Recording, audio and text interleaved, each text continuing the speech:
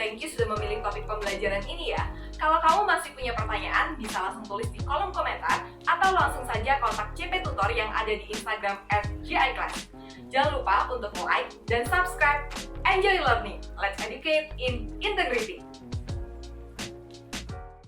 Chapter ke-8 itu adalah materi terkait target costing. Target costing itu bicara tentang bagaimana kita menetapkan sebuah harga berdasarkan dengan biaya.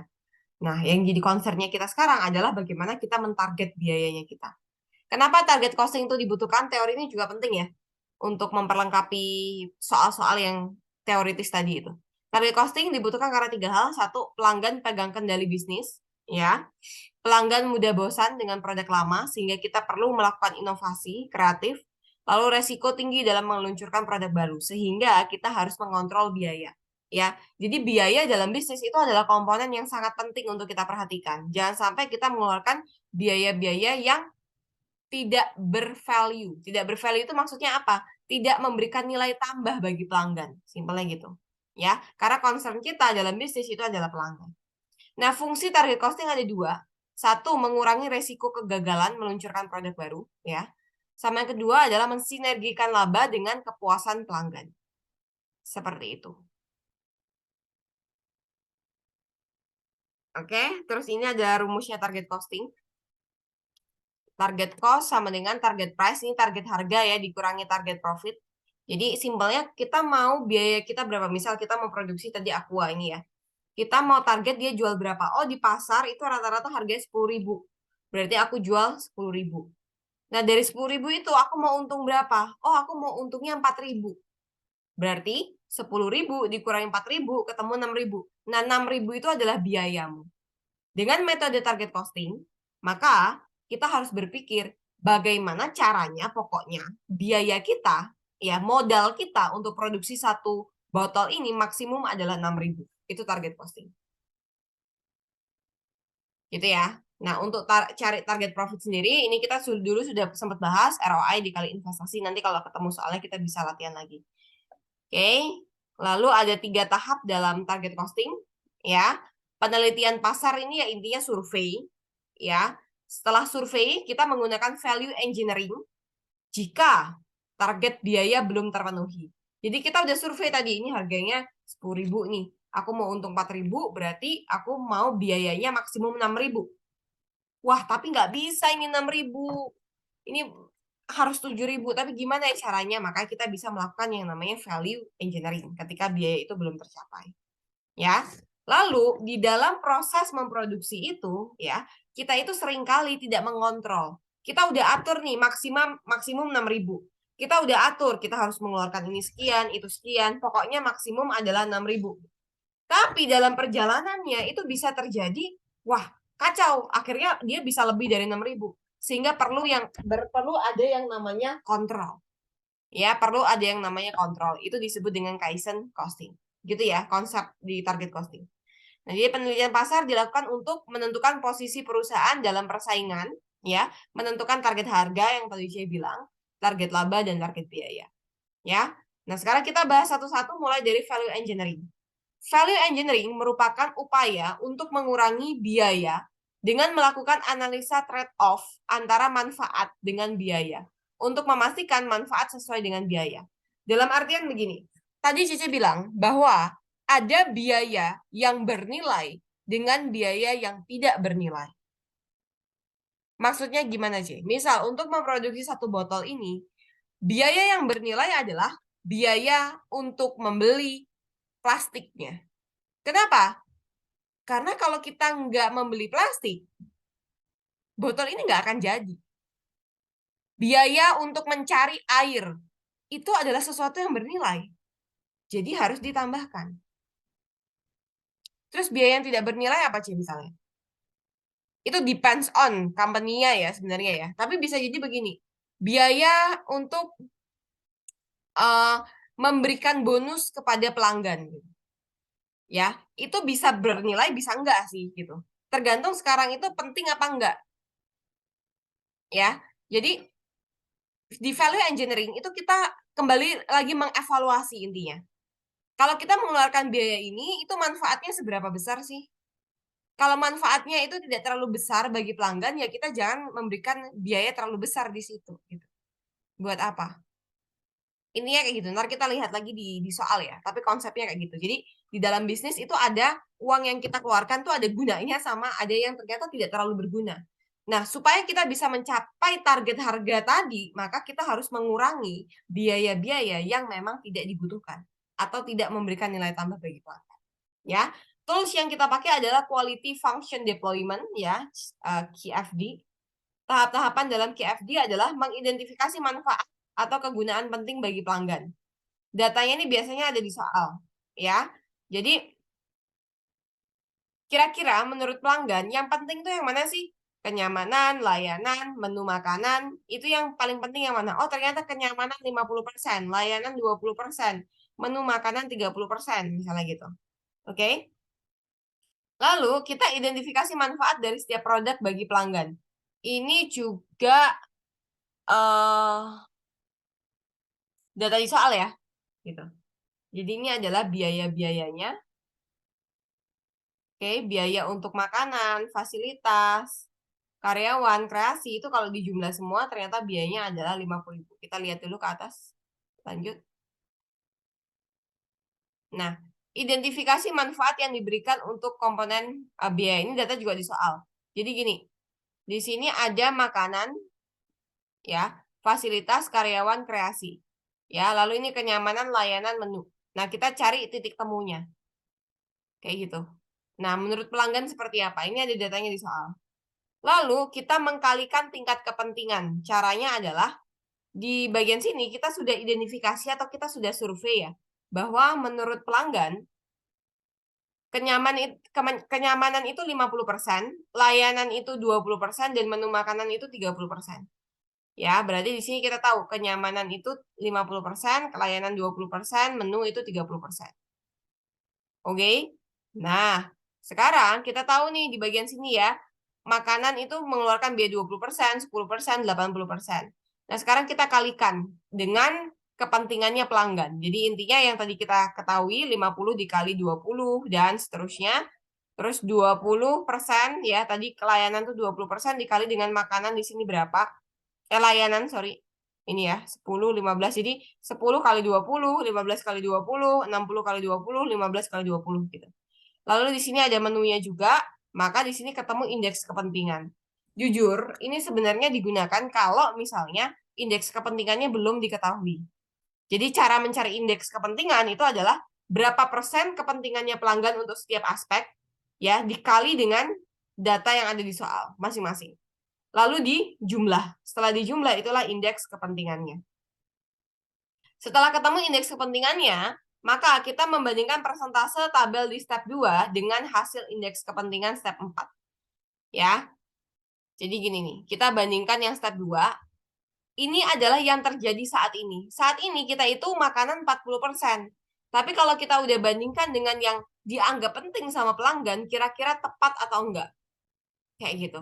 Inti chapter ini adalah di akuntansi manajemen, sesuai dengan prinsipnya, ini akuntansi yang digunakan oleh pihak manajemen. Ya, salah satunya adalah untuk kita memanage yang namanya kualitas. Karena kualitas itu akan berkorelasi positif dengan yang namanya growth perusahaan atau pertumbuhan perusahaan, kinerja keuangan perusahaan, seperti itu. Ketika kualitas kita buruk, kualitas manajemen buruk, maka otomatis kinerja keuangan dan kinerja perusahaan juga akan buruk, ya. Lalu ada kualitas apa aja sih yang harus diperhatikan di perusahaan? Itu ada 7 dimensi kualitas ya. Ini tolong dihafalkan karena biasanya secara teori juga akan keluar, ya. Jadi kecepatan, tahan lama, keamanan, tidak berbahaya, penampilan, mudah digunakan sampai pada posisi ekonomis. Gitu, ya. Nah, untuk membangun kualitas, perhatikan di sini. Untuk membangun kualitas, ya, kualitas itu kaitannya dengan kepuasannya pelanggan. Ya, maka kita harus memperhatikan dua hal, quality of design sama quality of performance. Apa bedanya quality design sama quality performance? Quality of design itu adalah pertemuan antara apa yang menjadi harapan pelanggan dan apa desain yang kita buat. Jadi barang itu belum dirasakan oleh pelanggan. Jadi pelanggan itu baru berharap, Lalu kita dari harapan itu, kita tahu harapan dari mana sih? Dari survei. Ya, dari kita mengidentifikasi, kita mencari tahu. Kita cari tahu, oke? Setelah itu kita bisa tahu nih, oh, harapannya seperti ini, maka aku akan mendesain produk seperti ini. Itu adalah quality of design. Ya. Lalu kalau quality of performance adalah setelah desainnya kita buat, lalu barangnya itu kita produksi, kan ada yang namanya kinerja aktual. Ya. Nah, kinerja aktual itulah yang kita gunakan untuk mengukur yang namanya performa. Seperti itu. Oke ya. Jadi itu quality of design, itu quality of performance. Jadi desain itu sebelum barangnya ada, kalau performance itu setelah barangnya ada. Simpelnya begitu. Oke? Nah, lalu apa hubungan antara kualitas dan laba? Tadi Cie bilang bahwa ketika barang kita berkualitas, kinerja keuangan kita juga akan baik. Kan seperti itu. Ya, apa hubungannya? Ya, ini. Ketika kita melakukan perbaikan terus-menerus terhadap kualitas, maka otomatis akan ada yang namanya lower return rate. Maksudnya apa? Barang-barang yang dikembalikan ke kita itu semakin sedikit. Jadi kalau barang kita berkualitas, pelanggan akan puas. Ya udah dia nggak mungkin balikin barangnya kan. Nggak mungkin dia datang, barang aku rusak. Enggak, kenapa? Karena barang kita berkualitas. Ya. Nah, ketika yang retur itu sedikit, maka biaya yang kita keluarkan untuk mengurus garansi itu juga sedikit. Ya, maka keuntungan kita bisa lebih besar. Terus bisa lower inventory. Inventory itu adalah persediaan barang dagang ya. Nggak harus sih. Bisa persediaan kalau inventory di manufaktur, bisa bahan baku, barang dagang, bisa barang setengah jadi juga. Nah, kalau persediaan itu semakin sedikit, ada lower, itu artinya adalah banyak yang kejual. Gitu. Artinya banyak yang kejual. Lower inventory. Oke? Bisa dipahami ya. Nah, ketika lower inventory, maka turnover itu otomatis semakin besar. Turnover itu artinya adalah bahan baku masuk, diproduksi, keluar, masuk, keluar, masuk, keluar, masuk, keluar. Itu adalah inventory turnover. Oke. Selanjutnya, lower manufacturing cost. Ya, biaya produksi juga semakin kecil. Lalu, value atau nilai yang diterima pelanggan semakin besar. Ya, pelanggan lebih puas. Terus, throughput time atau waktu-waktu itu bisa lebih cepat prosesnya. Proses produksinya bisa lebih cepat. Sehingga kinerja keuangan juga lebih baik. Gitu ya. Ini adalah total quality management, ini teori aja, merupakan upaya berkesinambungan dalam memahami, memenuhi, bahkan melebihi apa yang diharapkan pelanggan. Ya, ini adalah karakteristiknya total quality management. Jadi kita fokus sama pelanggan, kita berjuang untuk perbaikan terus-menerus, terlibat dalam setiap pekerjaan, melakukan aktivitas-aktivitas yang mendukung gitu ya, terus menggunakan ukuran yang objektif dan seterusnya. Oke? Nah, dalam upaya mengelola kualitas tadi kita udah pelajari bahwa ada yang namanya desain dan quality yang menjadi concern utama kita ya. Ada 4 metode yang kita bisa pakai: Taguchi Loss Function, Six Sigma Program, Goal Pros Conformance, sama Absolute Quality Conformance ya. Nah, untuk keempat materi ini akan saya jelaskan ketika nanti kita ketemu dengan soalnya supaya lebih aplikatif. Nah, karena soal ini berkaitan dengan tipe biaya, biasanya soal-soal terkait dengan tipe biaya kualitas ini, itu kalian diminta untuk mengidentifikasi mana yang termasuk prevention, mana yang termasuk appraisal, mana yang termasuk internal failure, external failure, gitu. Ya. Sehingga Cice perlu untuk menekankan prevention sesuai dengan namanya itu adalah biaya yang digunakan untuk mencegah. Jadi kita itu nggak tahu sebenarnya masalah itu akan terjadi apa enggak. Tapi supaya masalah itu bisa kita pastikan tidak terjadi, atau setidaknya kita mengurangi resiko terjadinya masalah, maka kita bisa melakukan beberapa hal yang mengeluarkan biaya itu. Ya, antara lain ada quality training cost. Ya, quality training cost. Jadi kita mentraining dulu karyawan kita supaya tidak ada kesalahan. Lalu ada equipment, ya. Lalu ada maintenance cost, supplier assurance cost, lalu ada information system cost, product design, dan quality circles. Mungkin nggak sih ada di luar ini, bisa aja gitu. Tapi fokusnya kalian tuh kalian berpikir, kalau ini biayanya X gitu ya, ini biaya untuk mencegah atau biaya yang dikeluarkan setelah masalahnya terjadi. Nah, itu kan beda. Ya, jadi kalau prevention itu sebelum masalahnya terjadi. Kalau appraisal, ya, kalau appraisal itu untuk mendeteksi. Jadi proses udah berjalan, ya, proses sudah dimulai, tapi belum selesai. Dalam perjalanannya kita melakukan yang namanya penilaian atau evaluasi. Itu appraisal, ya. Sedangkan internal dan external failure cost itu adalah ketika masalahnya sudah terjadi, jebret terjadi. Apa bedanya internal sama eksternal? Kalau internal itu adalah kesalahan dari dalam. Jadi ketika barang itu masih ada di dalam gudang kita, masih ada di produksi kita, nah itu disebut internal. Tapi ketika barang itu sudah sampai di pelanggan, ya, jadi yang tahu adanya kesalahan itu pelanggan. Misal kita beli mouse ini ya, setelah itu ternyata tombolnya itu nggak bisa ditekan gitu. Akhirnya kan kita harus retur, kita kembalikan barangnya, ya. Maka akan ada biaya pengiriman dan sebagainya, gitu kan. Nah, itu termasuk pada external failure cost. Karena kesalahan atau kegagalan itu dirasakan ketika barang sudah diterima oleh pelanggan. Jadi tadi untuk mengelola kualitas ada 4 metode ya, Taguchi loss function, Six Sigma, sampai absolute quality conformance.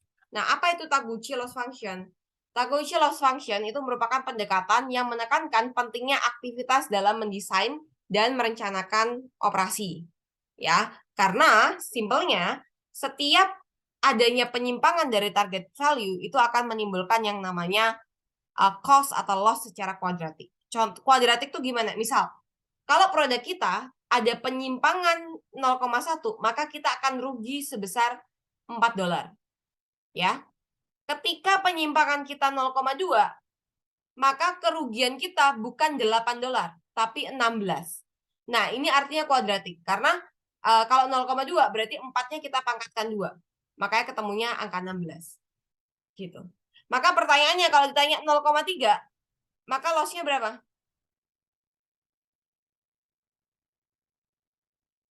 Loss-nya berapa?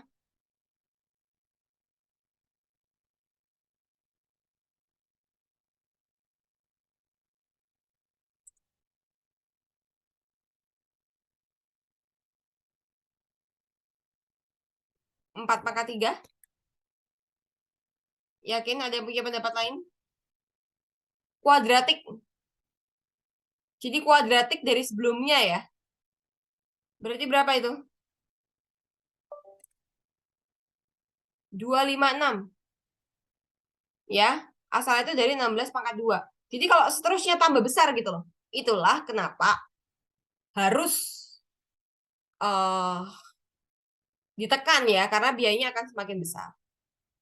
Oke. Nah, ini ada beberapa rumus. Ini ada latihan soalnya, besok kita akan latih ya. Jadi, bagaimana kalau misalnya kita ditanya K? K itu apa? K itu adalah estimasi biaya produksi yang konstan ketika terjadi penyimpangan. Jadi, kira-kira berapa sih estimasi biaya produksi ketika terjadi penyimpangan? Nah, data ini udah ada di soal, jadi nanti tinggal dimasukkan aja. Ya, ini adalah estimasi biaya. Kalau estimasi ruginya berapa? Estimasi ruginya dengan rumus ini. Gitu ya, ini simbol aja. K itu yang kita cari di atas, lalu dalam kurung nilai yang dihitung dari kualitas lalu dikurangi dengan target value-nya berapa, dikuadratkan ya. Ini loh, ada prinsip kuadrat di sini. Gitu. Oke, kalau toleransi itu total quality cost dibagi dengan K. Gitu ya. Ini besok kita akan latihan soal ini. Kalau kalian mau latihan dulu juga boleh. Nanti file soalnya saya share di mana? Di drive kalian, gitu ya. Lalu yang tipe biaya kualitas kita udah bahas. Kalau Six Sigma ini hanya teori aja. Jadi yang hitungan itu di bagian ini ya, yang Taguchi tadi. Tapi kalau Six Sigma ini lebih ke teori aja ya. Jadi Six Sigma itu merupakan strategi mempercepat perbaikan kinerja dan pencapaian target kerja dengan fokus pada karakteristik yang penting bagi pelanggan. Ya, selain itu dia juga mengidentifikasi dan menghilangkan penyebab kesalahan atau proses kerja yang tidak sempurna. Secara prinsip semua tujuannya adalah untuk mengoptimalkan yang namanya kualitas, ya. Nah, ini fungsinya Six Sigma ini ya, menghilangkan penyebab kerusakan, mengurangi cycle time, mengurangi biaya produksi, ya. Cycle time ini adalah proses produksi itu sendiri. Ya, mulai dari barang itu masuk, barang itu diproses, barang itu jadi. Nah, itu kalau bisa waktunya lebih cepat. Jadi dikurangi cycle time-nya. Meningkatkan produktivitas kerja, memenuhi harapan pelanggan, meningkatkan kegunaan aset atau ROI. Ya, jadi ini semua tujuannya adalah untuk meningkatkan kualitas. Ya. Nah, kalau goal post conformance itu adalah kesesuaian dengan spesifikasi kualitas dalam rentang sekitar target. Jadi misal, kalau misalnya dikatakan kita punya toleransi kurang lebih 0,05 gitu ya. Maka kalau yang tepat atau seharusnya itu adalah 0,5, maka toleransi yang diberikan oleh produksi itu adalah 0,55 atau 0,45. Ya, sekali lagi ini hanya teori. Jadi ibarat kata ini adalah salah satu metode yang bisa dipakai sebagai target di manufaktur produksi. Kita mau produksi misalnya apa ya, batangan kayu gitu. Setiap batangan itu kita mau ukurannya 1 meter. Tapi toleransi kita adalah 1 senti misalnya gitu. Jadi ya oke, nggak masalah kalau misalnya itu 51 senti atau 49 senti nggak masalah. Atau kalau itu terlalu besar ya, misalnya toleransinya 0,2 senti gitu. Ya jadi kalau misalnya 50 ada toleransinya sedikit ya nggak apa-apa. Nah, mungkin kalian juga pernah lihat tuh di toko online baju itu biasanya ada itu. Ditulis kayak selisih sentimeter 1 sampai 2 cm tolong ditoleransi. Kenapa? Karena dalam produksi itu agak sulit kalau kita itu benar-benar memastikan presisi gitu. Ada pasti toleransi kelebihan sedikit atau kekurangan sedikit gitu. Kayak gitu. Tapi yang pasti itu tidak merusak kualitas dari barang itu secara signifikan. Gitu ya. Itu goal post conformance. Sedangkan kalau absolute quality conformance ya, itu merupakan upaya untuk menghasilkan produk dan jasa sesuai target tanpa penyimpangan sama sekali. Gitu. Sekali lagi bisa apa enggak? Ya mungkin bisa kalau misalnya semua sudah by machine. Ya, yang udah otomatis dia ngekat yang udah nggak mungkin salah gitu karena itu udah by system kecuali sistem error ya. Tapi kalau misalnya produksi kita itu masih menggunakan manusia, human error itu sangat gede gitu. Sehingga absolute quality conformance itu mustahil ya dilakukan kalau masih ada campur tangan manusia. Ya, tapi kalau misalnya full mesin itu masih possible untuk mencapai yang namanya absolute quality conformance. Oke?